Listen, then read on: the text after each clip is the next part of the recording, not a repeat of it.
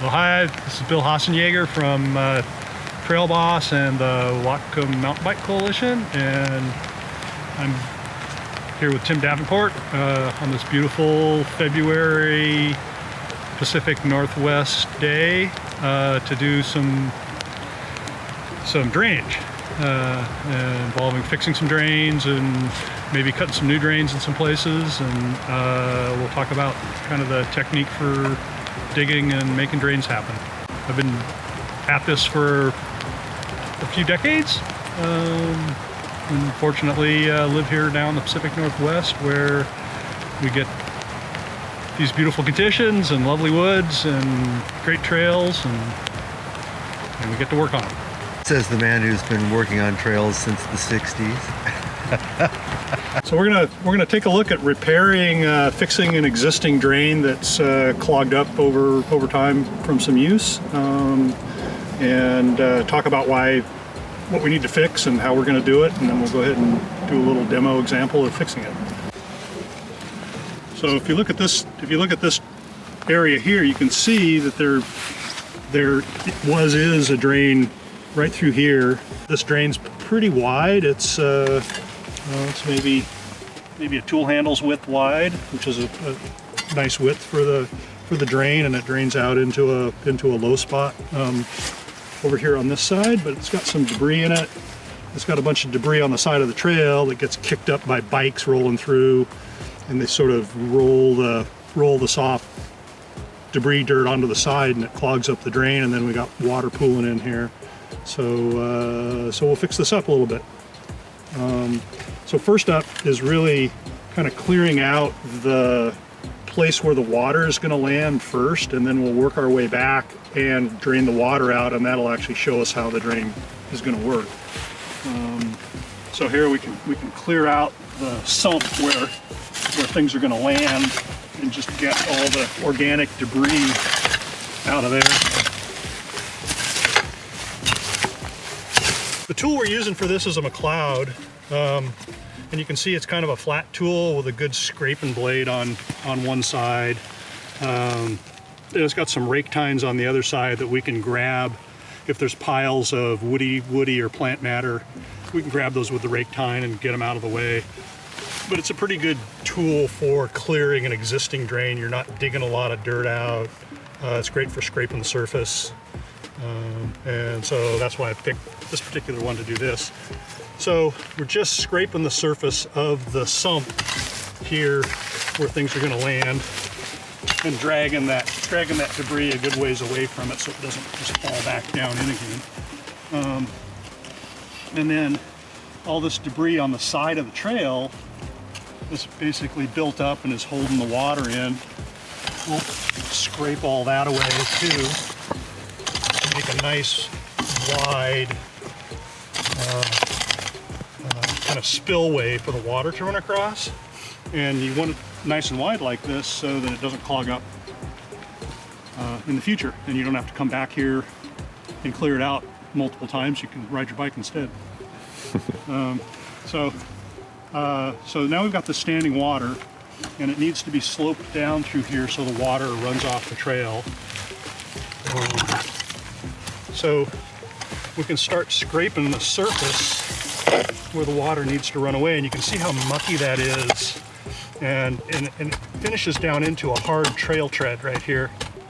And you can see, pulling this away, how the water's just going to sheet off the trail here once we get a little more of this cleared away. We've got a kind of a keystone rock here, probably holding the trail in place. We don't really want to dig that out much. I want to leave that intact.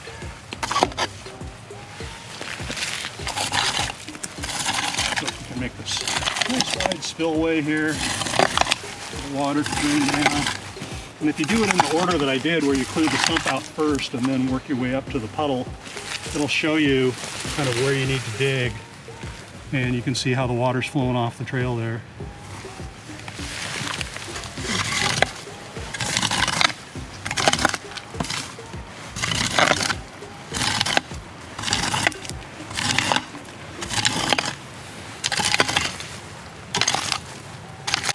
Come over here. Pretty hard trail tread right there. might want to, in a little drier conditions, come in and throw a couple shovelfuls of dirt on top of it there, but as far as cleaning out the drain, right now, this is pretty good.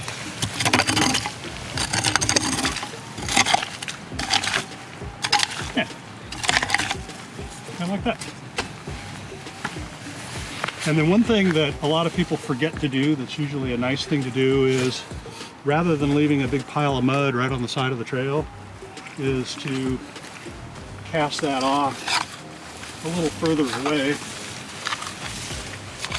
and it just makes the trail a little more pleasant looking and keeps the muck from falling back on the trail again the next time it rains. Which up here in the Pacific Northwest is now. That first little puddle was over on Bandito Trail here in Galbraith, and now we're headed over to Cedar Dust to take a look at some larger puddles and see how to drain them.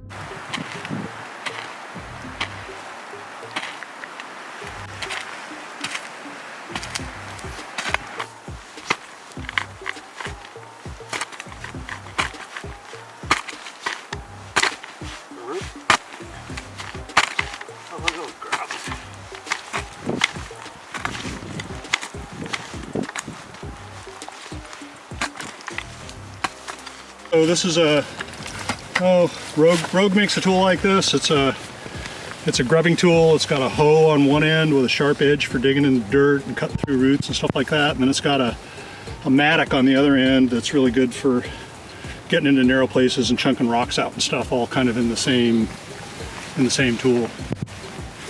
Hard, heavy, 1/4 inch thick material.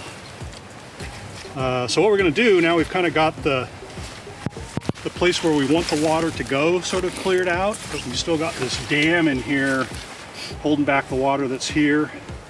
And so we'll clear this out now, and the water will start running off the trail down in there, and that'll give us a guide for how we're doing as far as clearing the puddle out.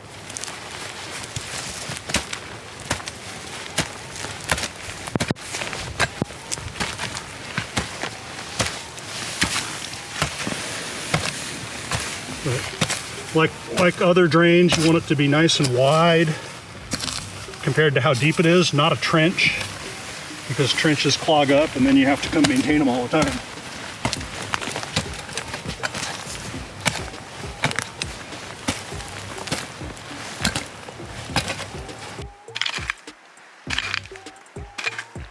This is more or less making the spillway now. So that's it for this first Trail Tips installment. We'd like to thank Tim and Bill from Trail Boss Tools for taking the time to teach us about drainage. We're gonna have a whole lot of other cool trail topics here on our YouTube channel, so make sure to check back and subscribe so you don't miss any of those episodes. And please add any trail features or trail tips that you'd like to learn about in the comments below. And thanks for watching.